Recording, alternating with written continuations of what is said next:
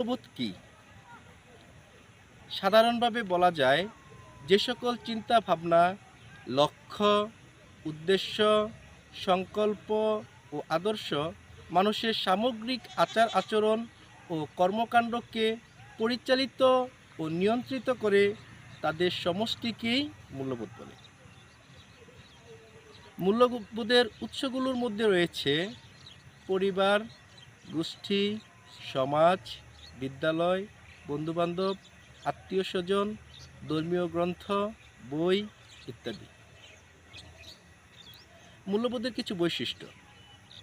মূল্যবোধ হলো একটি মানদণ্ড যা আচরণের ভালো মন্দ বিচার করে।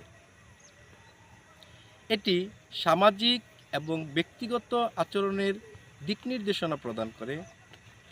মূল্যবোধ নৈতিকতার একটি ভিত্তি, যা সঠিক ও ভুল কাজের মধ্যে পার্থক্য করতে সাহায্য করে। মূল্যবোধের আরেকটি বৈশিষ্ট্য হলো এটি আপেক্ষিক। মূল্যবোধ স্থান, কাল, পাত্র এর উপর নির্ভর করে। কখনো কখনো এক একটি সময়ের ক্ষেত্রে মূল্যবোধ এক এক রকম হতে পারে। মূল্যবোধের আরেকটি বৈশিষ্ট্য হলো এটি পরিবর্তনশীল। সামাজিক পরিবর্তনের কারণে মূল্যবোধের পরিবর্তন হতে পারে। মূল্যবোধের উপাদান: আইনের শাসন, ন্যায়পরায়ণতা, শ্রমের মর্যাদা, স্বচ্ছতা ও জবাবদিহিতা ইত্যাদি হলো মূল্যবোধের উপাদান। এখন মূল্যবোধ শিক্ষার গুরুত্ব ও প্রয়োজনীয়তা নিয়ে আলোচনা করি।